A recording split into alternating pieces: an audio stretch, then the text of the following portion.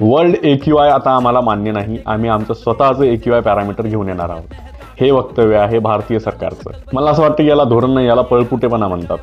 कारण ज्या वर्ल्ड रँकिंगमध्ये आपण दुसऱ्या तिसऱ्या नंबरला आहोत, जसं की GDP आहे, त्या ठिकाणी आपण जे वर्ल्डचे पॅरामीटर्स आहेत ते आपण ऍक्सेप्ट करायला तयार आहोत. परंतु प्रदूषण कमी करता येत नाही, त्यामुळे आम्ही डायरेक्ट आकडेच बदलून टाकणार.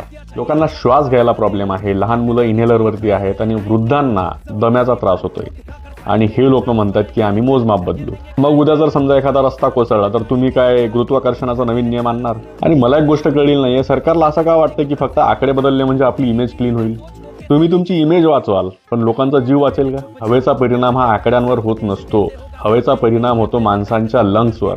आणि माझा शेवटचा प्रश्न हा आहे की सरकारला स्वतःची इमेज वाचवायची आहे की लोकांचा जीव वाचवायचा आहे? मग भारत सरकार सगळ्या गोष्टींसाठी सबस्टिट्यूट आणणार आहे का? GDP रँकिंगसाठी सबस्टिट्यूट का नाही आणला अजून भारत देशाने? जिथे आपण पुढे आहोत तिथे ग्लोबल स्टँडर्ड आपण अभिमानानं मिरवायचं आणि जिथे आपण मागं आहोत ते पॅरामीटर्स डायरेक्ट चेंज करून टाकायचं. आज प्रदूषण कमी करण्यासाठी तुम्ही त्याचं पॅरामीटर चेंज करताय, मग उद्या बेरोजगारी लपवण्यासाठी आपण काय करणार आहोत? मला असं वाटतं की अपयश झाकायला मापदंड चेंज करणं गरजेचं नसतं, तुम्ही त्याच्यावरती उपाययोजना करा.